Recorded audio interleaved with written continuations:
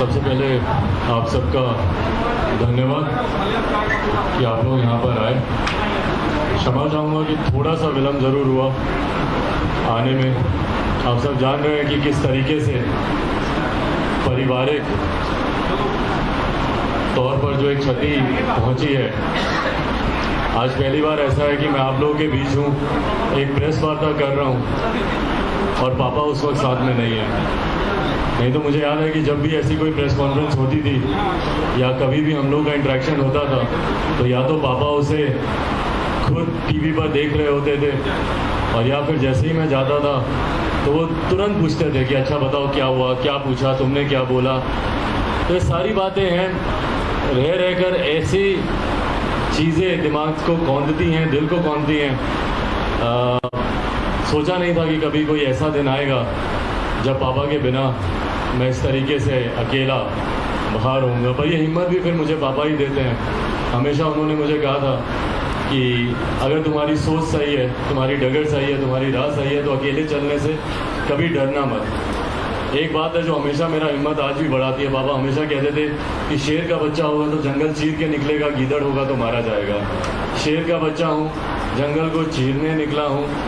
और जो पापा का सपना था और जो उनकी अंतिम इच्छा थी, आज उसको मैं आप लोगों के सामने यहाँ पर रखने आया हूँ। Bihar first, Bihari first. लंबे समय से हम सब उसके बारे में चर्चा कर रहे हैं, हम सब उसकी बात कर रहे हैं। आज वो मैं प्रदेश को समर्पित करने आया हूँ। 12 करोड़ अपने बिहारी साथियों को वो समर्पित करने आया हूँ। ये सोच बिहारियों के सुझाव से ही तैयार की गई है। लगभग 4 लाख से ज़्यादा बिहारियों के सुझाव से हम लोगों ने Bihar first, Bihari first vision document हम लोगों ने तैयार किया। लंबे समय से मैं और पापा मिलकर इसके ऊपर काम कर रहे थे। इसकी फाइनल रूपरेखा हम लोग तैयार कर रहे थे। मुझे याद है कि अस्पताल में भी, अपने आखिरी दिनों में भी, पापा ने इसमें बैठकर कई ऐसी चीज़ें हैं जो उनके जहन में आई, उन पॉइंट्स को उन्होंने जुड़वाया। उन चीज़ों को थोड़ा सा जहाँ ठीक करने की ज़रूरत थी उनको बैठकर ठीक किया।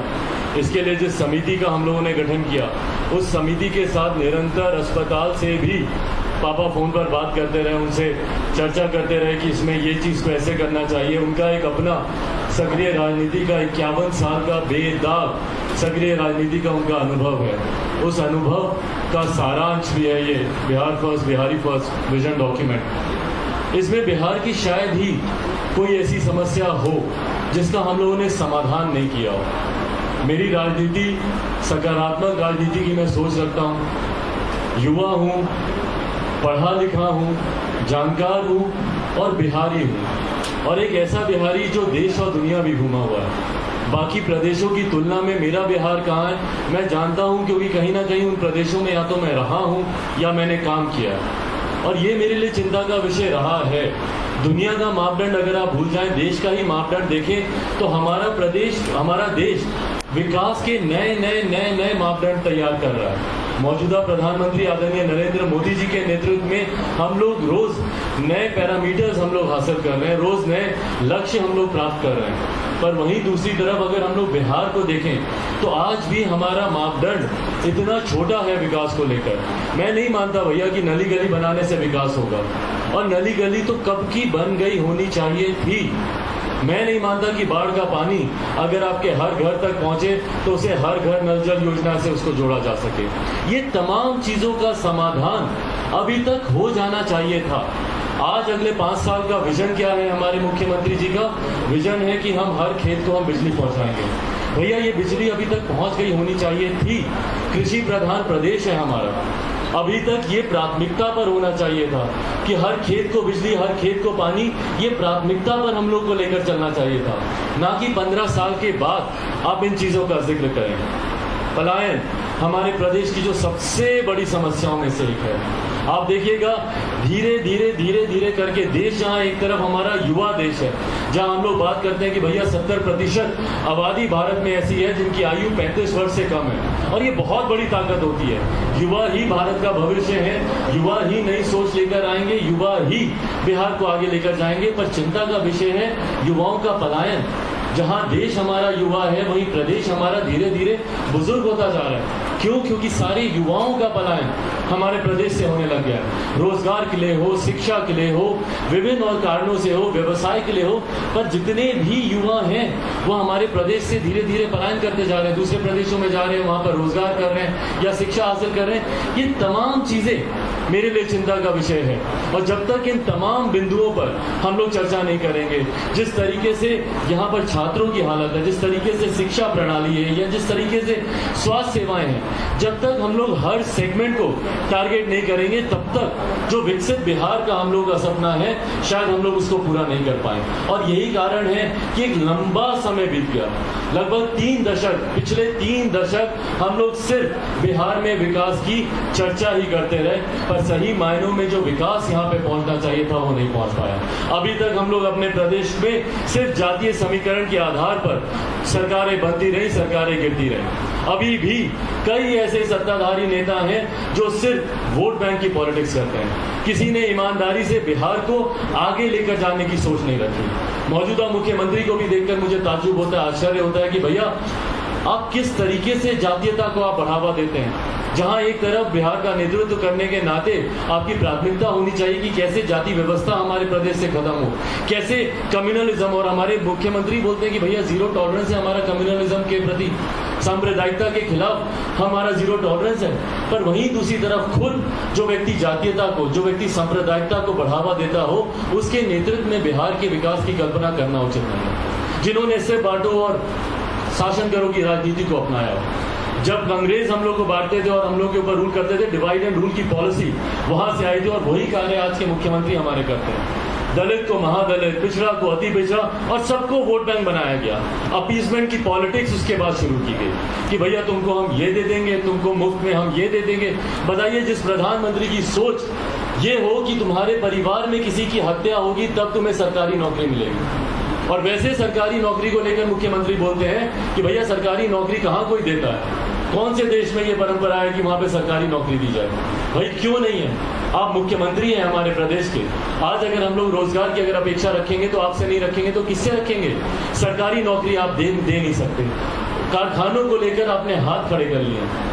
जिस तरीके से मुख्यमंत्री ने बोला कि लैंडलॉक्ड है हमारा एरिया, प्रदेश हमारा बिहार, भैया पंजाब भी ऐसे ही लैंडलॉक है, हरियाणा भी है, मध्य प्रदेश भी है, राजस्थान भी है, और आंकड़े आप लोग निकाल कर देखिए, हजारों की संख्या में वहां पर कारखाने खुले हुए हैं, और हमारे यहाँ कारखाने नए खुलना तो बंद, मुख्यमंत्री जी के कार्यकाल में आप देखिएगा कि कितने सैकड़ों जो चल रहे थे कारखाने वो बंद हुए।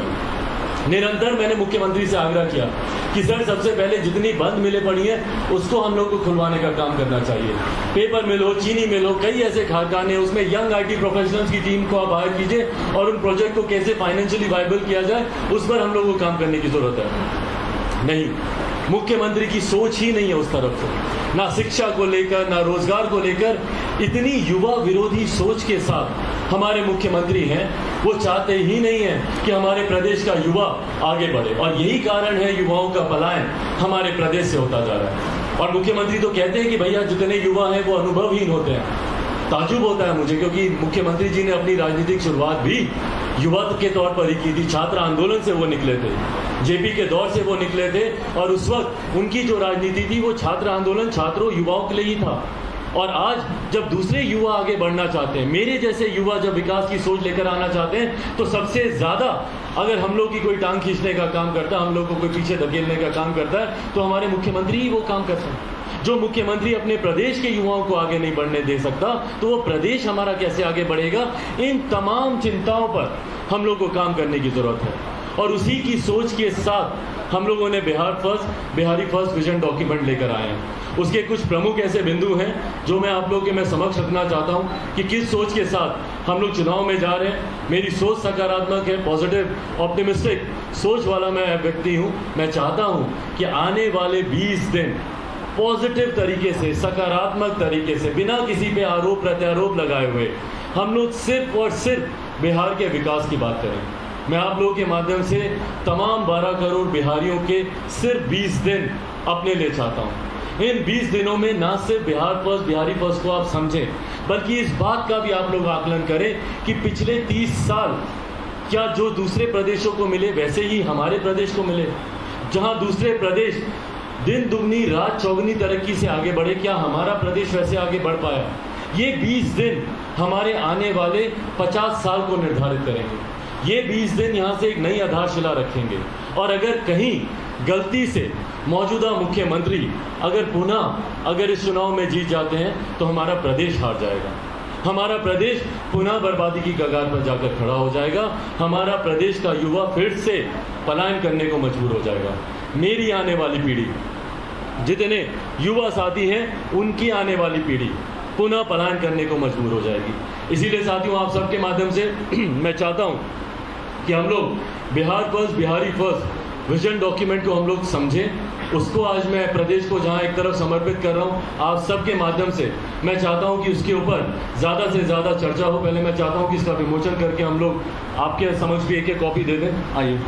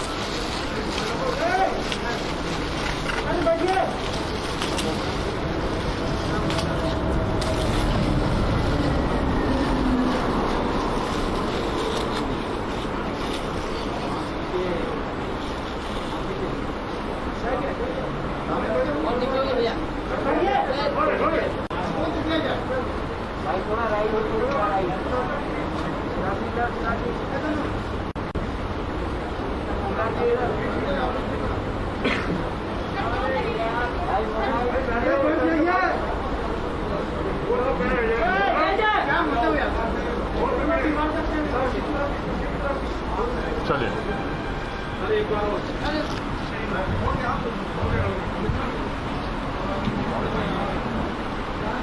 साथियों, Bihar first, Bihari first vision क्या है वो मैं आप लोगों की जानकारी में मैं दे दूं। इसके कुछ प्रमुख बिंदु ऐसे हैं जो मैं चाहता हूं कि आपकी जानकारी में हो और आप लोगों के माध्यम से मैं चाहता हूं कि जनता तक वो पहुंचे।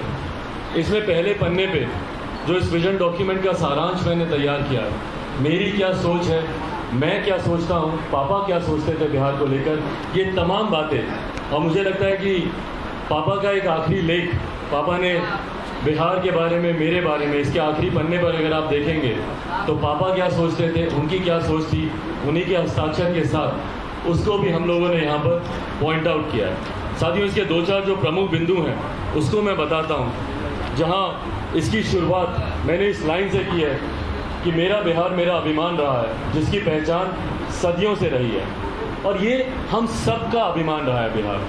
बिहार पे देश गौरव करता था। हम लोग प्राचीन काल में जब कुछ प्रमुख यूनिवर्सिटीज़ का जब जिक्र होता था, पुराने ज़माने में जब तक्षशिला की बात होती थी, तो वहीं बिहार पे हम लोग नालंदा यूनिवर्सिटी पर हम लोग गर्व करते थे। पढ़ा लिखा हमारा प्रदेश, सबसे ज़्यादा IAS IPS ऑफिसर्स देने वाला हमारा प्रदेश, एक ऐसा समय जहाँ देश विदेश से लोग नालंदा यूनिवर्सिटी आते थे पढ़ने के लिए।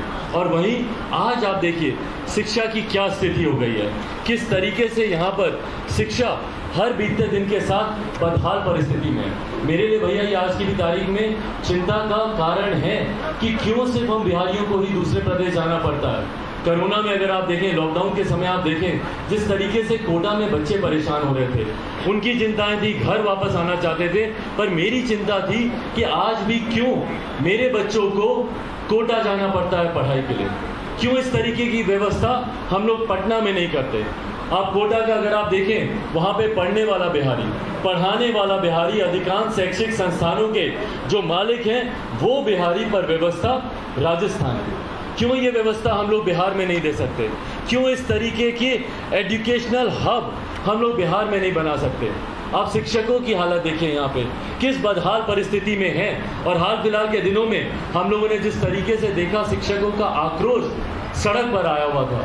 भाई शिक्षकों को हम लोगों ने भगवान से बढ़कर दर्जा दिया, गुरु को भगवान से ऊपर का दर्जा दिया गया।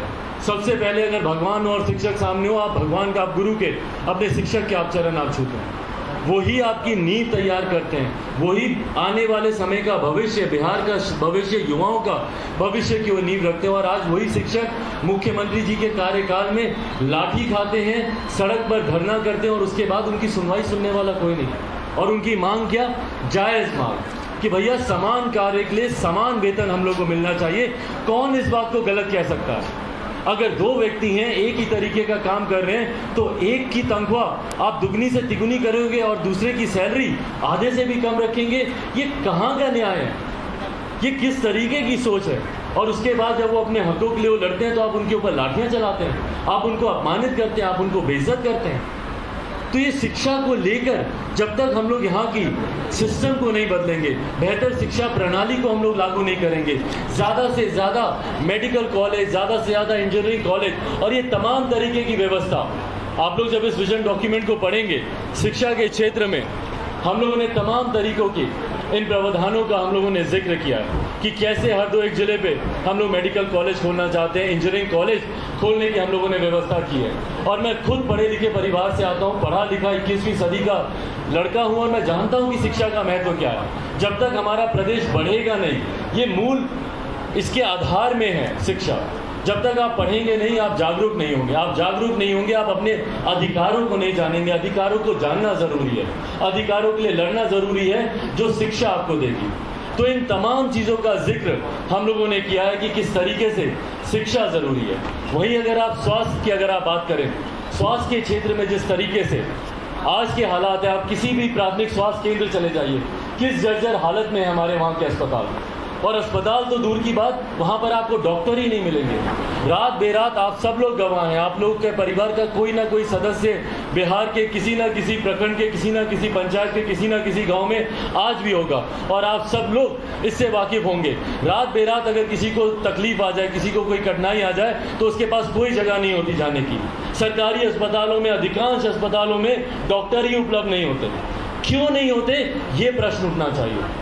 सैंक्शन पोस्ट होती हैं डॉक्टर्स की, सैंक्शन पोस्ट, जिसके लिए बजट पहले से अधिकृत होता है, बजट उसके लिए एलोकेट होता है और उसके बाद वहाँ पे डॉक्टर्स नहीं होते। महिला चिकित्सकों की ना के बराबर उपलब्धि होती है, अवेलेबल होते हैं। किसी भी प्रखंड में आप चले जाइए, ब्लॉक स्तर पर आप चले जाइए, महिला डॉक्टर्स नहीं होती। जो प्रेग्नेंट लेडी होती हैं, प्रसव के दौरान उनको कितनी पीड़ा से गुजरना पड़ता है, कोई लेडी डॉक्टर के ना होने की वजह से या उनके प्राथमिक स्वास्थ्य केंद्र में वहाँ पर वो फैसिलिटी नहीं होने के कारण। आप लोग को जानकर ताज्जुब होगा, आश्चर्य होगा कि कई ऐसे प्राथमिक स्वास्थ्य केंद्र हैं जहां पर बीपी तक को जांचने की मशीन नहीं है, उसके लिए आपके पास उपकरण मौजूद नहीं है। क्यों हालात हैं हमारे प्रदेश के ऐसे, ये सवाल उठने चाहिए। और अगले 20 दिन मैं चाहता हूं कि आप लोगों के माध्यम से ये सवाल हर बिहारी पूछे, हर बिहारी अपने जनप्रतिनिधियों से पूछे कि क्यों हमारा प्रदेश अभी तक विकसित नहीं हुआ। हर बिहारी इस सवाल को पूछे कि भैया पिछले 5 साल में आपने क्या किया। हमारे मुख्यमंत्री फरेब का जाल बुनना चाहते हैं, जब वो 15 साल बनाम 15 साल की बात करते हैं। भैया उनके 15 साल खराब थे, इसीलिए वो पिछले 15 साल से वो सरकार में नहीं है। पर आज जवाबदेही आपकी बनती है, इस 15 साल आप हैं सरकार में। 15 साल कम समय नहीं होता है साथियों। 15 साल में कोई अगर उस वक्त 2, 3, 4 साल का लड़का होगा, आज वो पहली बार अपना वोट करने जा रहा होगा, पहली बार उसको मतदान का हक मिल रहा होगा, मतदान करेगा, मत प्रयोग करेगा अपना। और वो जो 15 साल का जो लड़का जो इन 15 सालों में 18 साल का हुआ है, उस लड़के ने सिर्फ आपके 15 साल देखे। उसको नहीं पता भैया कि जिसको आप जंगल राज कहते हैं, जिसको आप कोसते नहीं थकते, पर 2015 में फिर भी आप उन्हीं के साथ जाकर सरकार बनाते हैं। पर उस लड़के को वो पिछले 15 साल नहीं पता, उसने देखे तो सिर्फ आपके 15 साल देखे। आप बताइए कि आपने इन 15 सालों में क्या किया, और जब ये निर्णायक 5 साल आए उसमें बताइए कि खास तौर पर आपने क्या किया। मैं चाहूँगा कि आप तमाम पत्रकार साथी, मीडिया के साथी जाएं और मुख्यमंत्री जी से सवाल करें, क्योंकि मेरे पास जवाब नहीं है। आप पूछ कर बताएं उनसे कि पिछले 5 साल की आपकी उपलब्धि क्या है। भूल जाइए 15 साल में आपने क्या किया। आप क्या गिनाते हैं? साइकिल योजना की हमने शुरुआत की। भैया कब किए थे आप साइकिल योजना की शुरुआत? इन 5 सालों का जिक्र कीजिए ना कि इन 5 सालों में आपने क्या किया। सड़क की बात करेंगे, बिजली की बात करेंगे, सारी प्रधानमंत्री जी की योजनाओं को गिनाएंगे। आप अपनी योजना बताइए ना। सड़क आपने दी, बिजली आपने दी। बिजली की योजना दीनदयाल उपाध्याय विद्युतीकरण योजना के तहत गांव-गांव तक बिजली पहुंची। सौभाग्य योजना के तहत हर घर तक बिजली पहुंचाने का काम केंद्र सरकार कर रही है। और उसके बाद आप श्रेय लेते हैं कि भैया बिजली पहुंचाई आपने। केंद्र सरकार, ये वही केंद्र सरकार, ये वही प्रधानमंत्री जिनका आप हाथ छटक कर आप अलग चले गए थे अपने महत्वाकांक्षाओं के लिए। इन्हीं प्रधानमंत्री के सामने विपक्ष का नेता बनना चाहते थे, मुख्यमंत्री प्रधानमंत्री का दावेदार आप 2014 में बनना चाहते थे। इन्हीं को निमंत्रण देकर आपने इनके हाथ से थाली छीनी और आज इन्हीं की योजनाओं को गिना रहे हैं। पर अगर कोई कहता है कि आप प्रधानमंत्री जी की कृपा से आप मुख्यमंत्री बने हुए हैं तो इनको तकलीफ होती है कि भैया क्यों? जिन प्रधानमंत्री को वो देखना नहीं चाहते थे, आज अपने सत्ता के लालच में उनके साथ हर मंच वो साझा करने के लिए तैयार है। क्यों? क्योंकि उनको पता है कि आपके पिछले 5 साल की कोई उपलब्धि नहीं है। अगर आप मुख्यमंत्री बन सकते हैं तो सिर्फ मौजूदा प्रधानमंत्री के पिछले 6 साढ़े 6 साल के कार्यकाल को गिनाकर ही आप पुनः सत्ता में वापस आ सकते हैं। और यही मुख्यमंत्री करने का प्रयास कर रहे हैं। उन्हीं के ही कार्यों को आप कर दिखाने का कार्य कर, उन्हीं के कार्यों को आप गिनाने का काम कर रहे हैं। इस लॉकडाउन में आप मुझे बताइए क्या किया आपने हमारे प्रदेश के लिए? लॉकडाउन में जो माइग्रेंट, जो मजदूरों की हालत हुई, हमारे प्रवासी मजदूरों की, किस बदहाल परिस्थिति में हमारे बिहारी साथी अपने प्रदेश आए हैं। सैकड़ों किलोमीटर की यात्रा पैदल कर वो हमारे प्रदेश पहुंचे। आपने उनको गाड़ी तक उपलब्ध नहीं कराई। दुहाई दिया आपने कि भैया लॉकडाउन है, दुहाई दिया आपने कि यहाँ पर संसाधनों की कमी है। अरे भैया संसाधन की कमी है तो संसाधन बढ़े हमारे प्रदेश का, उसके लिए आपने क्या किया? राजस्व बढ़े, रेवेन्यू बढ़े हमारे प्रदेश का, उसके लिए आपने क्या किया? क्या संसाधन इतने आपके कमजोर थे कि सैकड़ों की तादाद में जो लोग आ रहे थे उनके लिए कुछ सैकड़ों बसेस की आप उपलब्धि नहीं करा सकते थे? उत्तर प्रदेश में योगी आदित्यनाथ जी ने करके दिखाया कि नहीं करके दिखाया?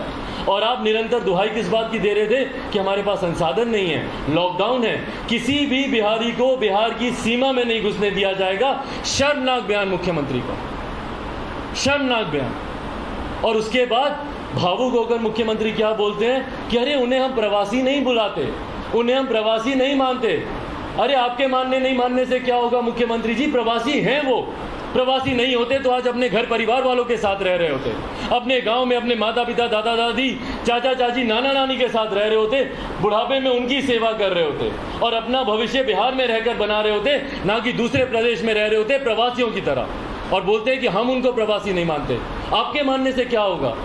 प्रवासियों की जिंदगी जी रहे हैं वो। दूसरे प्रदेशों में कभी आपने सोचा कि किस बदहाल स्थिति में हमारे बिहारी रह रहे हैं? सुशांत सिंह राजपूत जी का एक मैटर था, उनकी लोकप्रियता इतनी थी कि वो नेशनल चैनल का वो मुद्दा बना, न्यूज़ में आया, पर वो सिर्फ एक विषय था।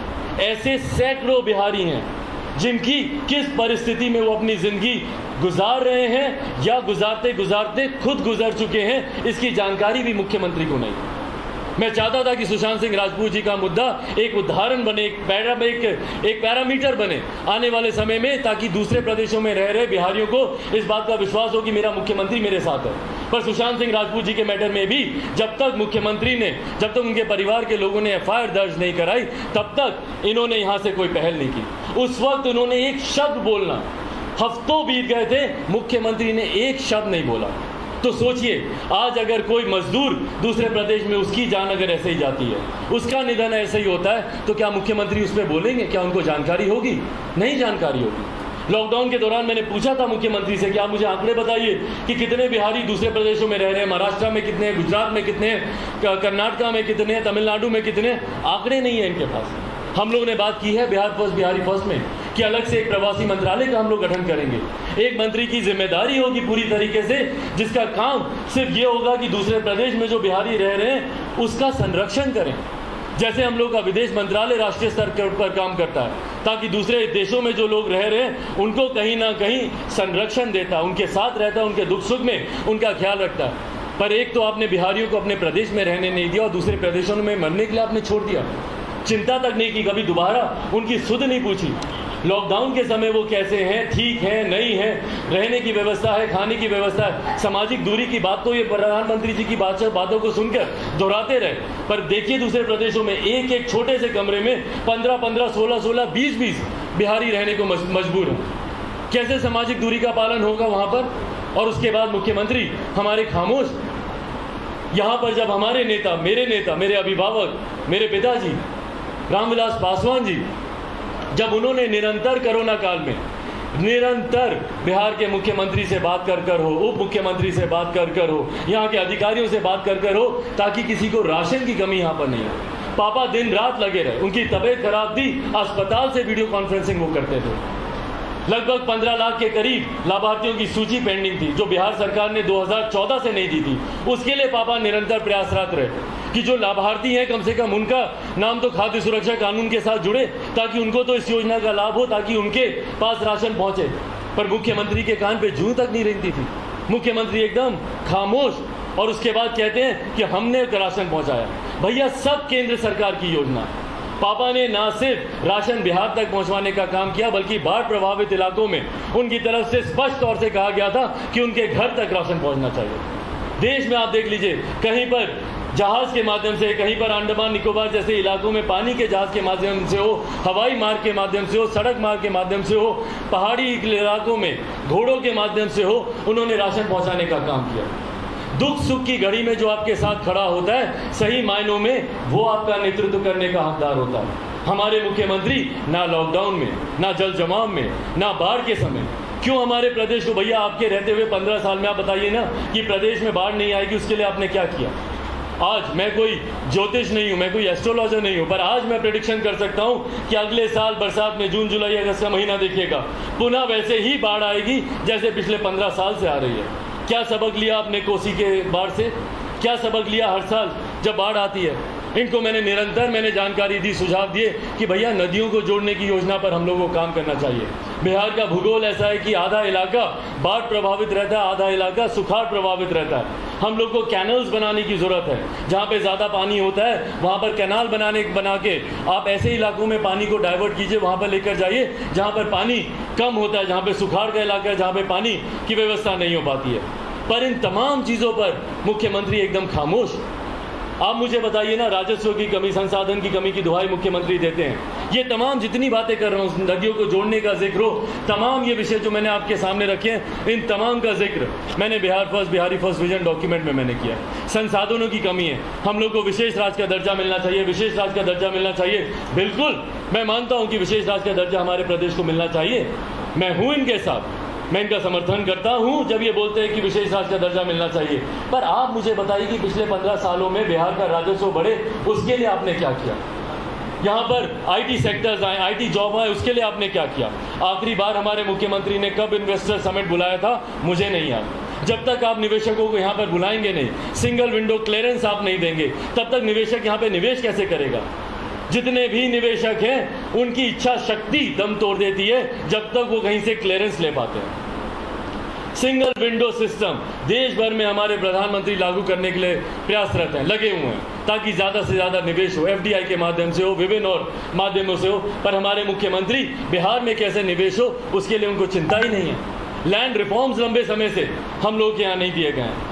किस तरीके से ज़मीन उपलब्ध कराई जाएगी कारखानों के लिए, कोई व्यवस्था नहीं है, और उस पर कोई बात भी नहीं करता। चिंता की विषय है, मुख्यमंत्री उसको लेकर कोई बात नहीं करना चाहते। क्यों यहाँ पर हम लोग टूरिज्म को हम लोग बढ़ावा नहीं दे सकते? बिहार उन प्रदेशों में है जहाँ पर अनंत संभावनाएं हैं, पर अनंत संभावनाओं के बाद भी हमारा प्रदेश अनंत समस्याओं से ही घिरा हुआ। क्यों नहीं यहाँ पर हम लोग टूरिज्म को बढ़ा सकते? रिलीजियस टूरिज्म इतना बड़ा क्षेत्र है, हम लोग इतने सौभाग्यशाली हैं जहां पर एक तरफ सीतामढ़ी है, भगवान महावीर की जन्मस्थली है, अनंत संभावनाएं हैं जिसको आप रिलीजियस टूरिज्म के तौर पर आप विकसित कर सकते हैं। जहां एक तरफ हम लोग अयोध्या में भव्य राम मंदिर का हम लोग निर्माण कर रहे हैं, तो क्यों दूसरी तरफ हम लोग सीतामढ़ी में माता सीता के उतने ही भव्य मंदिर का निर्माण नहीं कर सकते? क्यों नहीं मुख्यमंत्री जाते मिलते हमारे प्रधानमंत्री से और बोलते कि एक कॉरिडोर बनाया जाए, जो अयोध्या में दर्शन के लिए जाए सीधा माता सीता के दर्शन करने सीतामढ़ी पहुंचे। भगवान महावीर की जन्मस्थली है लछवाड़, जो मेरा भी कर्म क्षेत्र है, मेरी लोकसभा के अंतर्गत आता है। कितनी बार मैंने मुख्यमंत्री से मैंने आग्रह किया कि सर लछवाड़ को हम लोग को विकसित करना चाहिए। यहाँ पर भगवान महावीर के जितने भी श्रद्धालु हैं वो यहाँ पर आकर निवेश करना चाहते हैं, इसको एजुकेशनल स्पॉट बनाना चाहते हैं, पर किसी तरीके के कार्य के लिए मुख्यमंत्री ने अपनी रुचि नहीं दिखाई। और उसके बाद जब इन विषयों को मैंने उठाना शुरू किया तो मुख्यमंत्री ने मुझसे ही संवादहीनता साध ली। ना उन्होंने मेरा फ़ोन उठाते थे, ना मेरे पत्रों का कोई जवाब। भाई पूछिए ना मुझसे, सड़क मार्ग से अगर मैं गया हूँ, पहली बार एक लंबे समय के बाद कोई ऐसा नेता है जो कि सरकार का अंग था वो सड़क मार्ग से निकला। आखिरी बार मुख्यमंत्री कब सड़क मार्ग से निकले मुझे नहीं पता, मेरी जानकारी में नहीं है। और सड़क मार्ग से भी जब वो निकलते हैं तो पूरा रूट उनके लिए लगाया जाता है। जैसे पुराने ज़मानों में राजाओं महाराजाओं के लिए व्यवस्था की जाती थी, दोनों तरफ खुशहाली दिखाई जाती थी, खूबसूरत मुस्कुराते हुए चेहरे सामने रखे जाते थे ताकि राजा को लगे कि मेरी प्रजा बड़ी सुखी है, बहुत अच्छे से रह रही है। उसी तरीके से मुख्यमंत्री जब निकलते हैं तो रूट लगा दिया जाता है, कूड़ा करकट होता है। कई चैनल्स ने वो विजुअल दिखाए, जब एक योजना के पुल के उद्घाटन के लिए मुख्यमंत्री गए थे तो कपड़े से ढक दिया गया था कूड़ा करकट को। क्यों? ताकि मुख्यमंत्री को लगे कि भैया नहीं, बहुत साफ सफाई है, एकदम स्वच्छता अभियान हमारे प्रदेश में अच्छे से चल रहा है। हमारे मुख्यमंत्री ने अफसरशाही को हमारे प्रदेश पे जिस तरीके से हावी कर दिया, अफसर राज यहाँ पर लेकर आ गए, जन संवाद इनका बंद हो गया, नेताओं पे इनका विश्वास नहीं है, सिर्फ अधिकारी हमारे प्रदेश में सरकार चला रहे हैं। और अधिकारी जिनकी जनता के प्रति कोई जवाबदेही नहीं होती, वो अपने मन मुताबिक जो उनको ठीक लगता है वो करते हैं। और हमारे मुख्यमंत्री क्या बोलते हैं? जीरो टॉलरेंस है हमारा करप्शन के खिलाफ। दिल पे हाथ रख के कोई एक व्यक्ति बोल दे कि क्या 7 निश्चय में भ्रष्टाचार नहीं हुआ? एक बिहारी इस बात को बोल दे, जो आप कहेंगे मैं करने को तैयार हूं। एक बिहारी दिल पे हाथ रख के बोल दे कि 7 निश्चय में भ्रष्टाचार नहीं हुआ। आपकी नाक के नीचे भ्रष्टाचार पनप रहा है, आपकी नाक के नीचे भ्रष्टाचार हो रहा है, और उसी को आप मेडल बना के अपने सीने से लगाए हुए 7 निश्चय 7 निश्चय 7 निश्चय पार्ट 2 लेकर आ रहे हैं। नली गली के काम जाकर देखिए कैसे अधर में लटके हुए हैं। सिर्फ योजना बनाने से नहीं होता, उसके लिए राजस्व भी तैयार करना होता है, उसके लिए उसके ऊपर स्टडी करने की जरूरत है। पढ़े लिखे हमारे मुख्यमंत्री इंजीनियर हैं, और उसके बाद इनके इंजीनियर मुख्यमंत्री के रहते हुए हमारे पुल टूट जाते हैं, पुल धराशायी हो जाते हैं। बताइए, अभी तक उसमें यातायात शुरू नहीं हुआ, पुल टूटने लग गए। तो जब तक कागज में ये अधिकारियों के साथ बैठकर ये सारी चीजें करते रहेंगे, हमारा प्रदेश ऐसे ही बर्बाद होता रहेगा। जनता के बीच जाइए मुख्यमंत्री जी, छोड़िए उड़न खटोलों को, छोड़िए हेलीकॉप्टर को, सड़क मार्ग से निकलिए जनता के बीच में। आज मैं आपको कह रहा हूं कि चिराग पासवान सड़क मार्ग से जा रहा है, मेरी पार्टी के तमाम बाकी के नेता हेलीकॉप्टर से जाएंगे, प्रचार करेंगे। समय कम है, इसीलिए हम लोग को प्रैक्टिकल होकर भी काम करने की जरूरत है। प्रचार में समय कम है, मेरे तमाम नेता जाएंगे हेलीकॉप्टर से, पर चिराग पासवान सड़क मार्ग से जाएगा। और मैं चाहता हूं कि मेरे मुख्यमंत्री एक बार तो निकले सड़क मार्ग से, बिना रूट लगाए हुए जनता के बीच जाएं। बोलते हैं कि भैया पटना के किसी भी कोने से, एक कोने से दूसरे कोने में 4 घंटे में, 4.5 घंटे में पहुंच जाएंगे। भाई आप जाके दिखाइए, यहाँ से गोपालगंज जाके दिखाइए, यहाँ से सीमांचल के इलाके में सड़क की हालत देखिए कैसी है, जिसको आप गिना रहे हैं आप जाकर देखिए। एक दिन में भी अगर आप पहुंच गए तो जो आप कहेंगे मैं हारने को तैयार हूं। इस बदहाल स्थिति में आप हमारे प्रदेश को ले आए हैं, और उसके बाद आप कहते हैं कि भैया हमने तो इतना विकास किया। कुछ लोगों को विकास दिखता ही नहीं है, कुछ लोग तो जानता ही नहीं है, कुछ लोग तो पढ़ता ही नहीं है। भाई पढ़ते हैं हम लोग, युवा मूर्ख नहीं है बिहार का जो आप दिखाना चाहते हैं। बार बार युवाओं को लेकर आप बोलते हैं कि भैया अनुभवहीन है, पढ़ता नहीं है, जानता नहीं है। नहीं है भैया, बिहार के युवा अनुभवहीन, जानकार हैं, जागरूक हैं। मत हम लोग के ऊपर इस तरीके के लालछन लगाइए, मत हम लोग के ऊपर इस तरीके के आरोप लगाइए। हम जानते हैं कि आपकी युवा विरोधी सोच है, पर आज की तारीख में जो बिहार का युवा है वो अपने हक अधिकारों के लिए लड़ना जानता है, जागरूक है। पूछता है हमारा युवा कि क्यों हमारी डिग्री 6-6 साल में कंप्लीट नहीं होती। दीजिए जवाब, दीजिए मुख्यमंत्री जवाब। जब हमारे छात्र पूछते हैं कि ग्रेजुएशन का 3 साल का कोर्स 6-6 साल तक क्यों चलता है, दीजिए ना। क्यों आप उनको डिग्री नहीं देते हैं? इसीलिए नहीं देते हैं कि भैया इसको डिग्री मिल गई तो कल को रोजगार मांगेगा। रोजगार कहाँ से देंगे? रोजगार तो है नहीं हमारे पास देने के लिए। तो रोजगार नहीं मांगे तो तुमको हम डिग्री नहीं देंगे, क्योंकि उसके बाद जब वो बोलेगा तो बोलेंगे अरे पहले डिग्री तो लाओ, पढ़ोगे तब ना रोजगार मिलेगा। तो पढ़ेगा कैसे? डिग्री नहीं मिलेगी।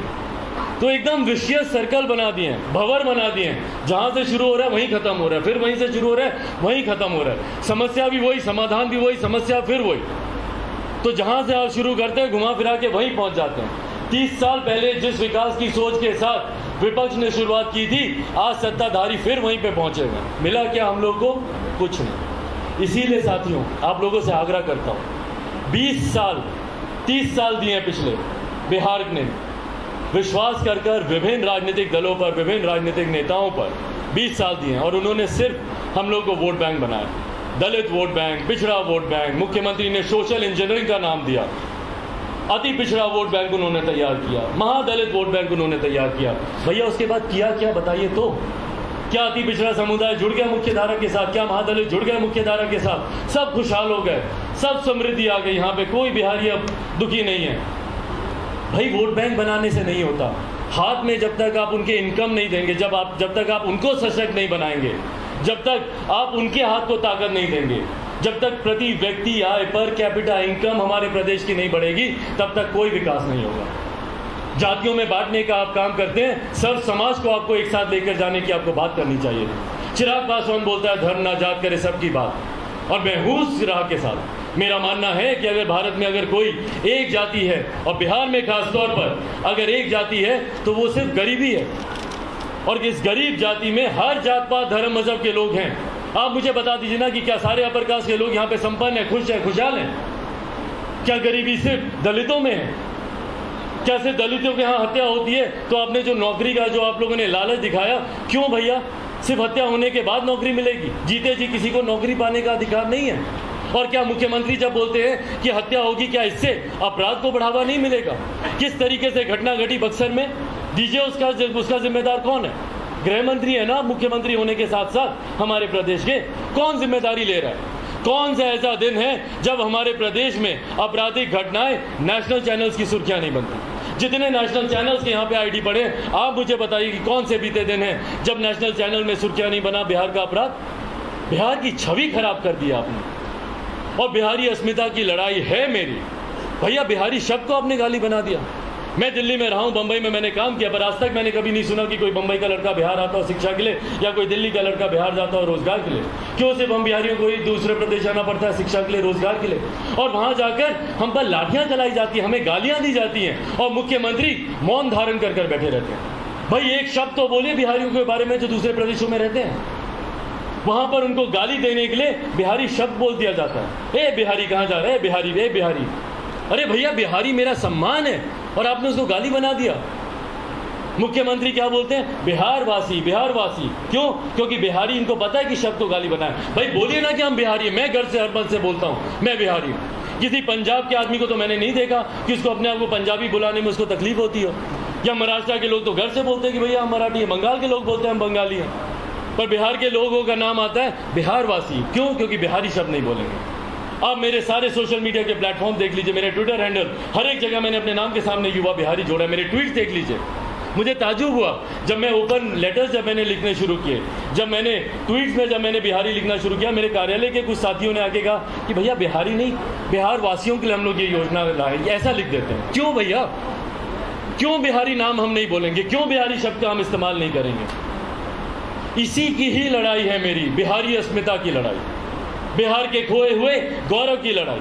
मैं चाहता हूं कि देश के किसी भी कोने में, दुनिया के किसी भी कोने में गर्व से जाके हर बिहारी बोले कि मैं बिहारी हूं। पर वो तभी होगा जब नेशनल चैनल में बिहार का अपराध सुर्खियां नहीं बने, जब नेशनल चैनल में बिहार के टूटते हुए पुल, बिहार का धराशायी होता हुआ इंफ्रास्ट्रक्चर सुर्खियां नहीं बने, यहाँ के विकास के कार्य जब तक सुर्खियां नहीं बनेंगे, यहाँ के विकास के नए नए मापदंड जब तक सुर्खियां नहीं बनेंगे, बिहार को दूसरे प्रदेश सम्मान की नज़र से नहीं देखेंगे। और वो खोए हुए सम्मान को वापस लाना मेरी प्राथमिकता है। इसीलिए साथियों, आज आप लोगों से मैं आग्रह करने आया हूँ, और ये जो विजन डॉक्यूमेंट मैंने आप लोगों को समर्पित किया, इसमें हर बिंदु पर मैंने चर्चा की है। स्वास्थ्य मैंने आपको बताया। पूछिए ना कि क्यों इन्हीं के नेताओं, इनके मंत्रियों को दिल्ली जाना पड़ता है भैया इलाज के लिए। आपके माध्यम से सबसे पहले मैं श्रद्धांजलि देता हूं जिस तरीके से मंत्री विनोद जी का दिल्ली में निधन हुआ। मेरी तरफ से, लोक जनशक्ति पार्टी की तरफ से उनको श्रद्धांजलि, उनको संवेदना। पर क्यों अपने आखिर के दिनों में दिल्ली के मैदान में वो अपना इलाज करा रहे थे? क्यों रघुवंश बाबू दिल्ली के आखिरी के दिनों में दिल्ली में एम्स में अपना इलाज करा रहे थे? क्यों ये व्यवस्था बिहार में नहीं है? कोरोना में आप सबके पास नाम होंगे, बताइए कितने लोग हैं जो कोरोना में अपना इलाज कराने, मुख्यमंत्री के विधायक, मुख्यमंत्री के विधान पार्षद, मुख्यमंत्री के नेता, उनके पार्टी के कार्यकर्ता जब बीमार पड़े कोरोना में दिल्ली का इलाज कराने क्यों गए भैया दिल्ली? क्यों ये व्यवस्था हमारे प्रदेश में नहीं है? इन सवालों का पहले जवाब दे मुख्यमंत्री। हम तो सिर्फ सेवा करना जानते हैं, हम तो सिर्फ सेवक हैं, हमारा तो लक्ष्य ही बिहार का विकास करना है। भाई बोलने से नहीं ना होगा मुख्यमंत्री जी, करके आपको दिखाना होगा। दिखाएं हमारे मुख्यमंत्री, जो विकास किया आप नारे लगाते नहीं थकते, कहाँ किया? दूसरे पन्ने पर हम लोगों ने शिक्षा की बात की, शिक्षा की जानकारी मैंने आप लोगों की दी। उद्योग के बारे में मैंने आपको बताया कि किस तरीके से यहाँ पर हम लोग को उद्योग लगाने की जरूरत है। रोजगार पलायन के बारे में मैंने आप लोगों को बताया कि किस तरीके से रोजगार के लिए लोगों का पलायन होता है और कैसे सिंगल विंडो क्लियरेंस देकर हम लोग यहाँ पे रोजगार उपलब्ध करा सकते हैं। नारी सशक्तिकरण। भैया शराबबंदी एक बात कर कर मुख्यमंत्री सोचते हैं कि हमने भैया नारी को सशक्त कर दिया। भाई शराबबंदी से नारी कैसे सशक्त हो गई? घरेलू हिंसा शायद घटी होगी, मैं मानता हूं, बट उनके सशक्तिकरण के लिए हम लोगों ने 50% का हम लोगों ने उनको पंचायत स्तर पर आरक्षण दे दिया, उनको हम आगे लाकर दे रहे हैं। भाई नारी उत्पीड़न के लिए आप बताइए ना आपने क्या किया? बिहार में महिलाओं को सुरक्षा मिले उसके लिए आपने क्या किया? आप चले जाइए बिहार के किसी भी जिले में, जिला मुख्यालय को छोड़कर आप मुझे बताइए कि बिहार के कौन से जिले में प्रखंड स्तर पर महिला पुलिसकर्मी उपलब्ध है? भाई महिलाएं नहीं कंफर्टेबल होती हैं, वो नहीं अपने आप को सहज महसूस करती हैं, उनके साथ कोई उत्पीड़न होता है, कोई घटना घटती है तो पुरुष पुलिसकर्मी के पास जाएं। वो चाहती है कि महिला पुलिसकर्मी हो ताकि अपनी सहजता से अपनी बातों को रखें। कोई प्रखंड में कोई महिला है, उसके साथ कोई उत्पीड़न हुआ है, आप कैसे उम्मीद कर सकते हैं कि 100, 150, 200 किलोमीटर वो चलकर जाएगी मुख्यालय, जिला मुख्यालय, और वहां पर जाकर अपनी बातों को कहेगी? क्यों नहीं हर प्रखंड स्तर पर पुलिसकर्मियों की नियुक्ति होती है, महिला पुलिसकर्मियों की नियुक्ति होती है? क्यों नहीं महिलाओं से जुड़े हुए मामलों को आप फास्ट ट्रैक को आप सौंपते हैं ताकि जल्द से जल्द उसका समाधान हो? ये तमाम प्रावधान हम लोगों ने बिहारी फर्स्ट में हम लोगों ने रखे हैं। इस न्यूज के प्रस्तुत करता है city centre the complete multi brand men's wear showroom, Subhash Chowk, Darbhanga. Lee exclusive showroom, Subhash Chowk और दैनिक कौमी, तंजीम न्यूज़पेपर, दरभंगा।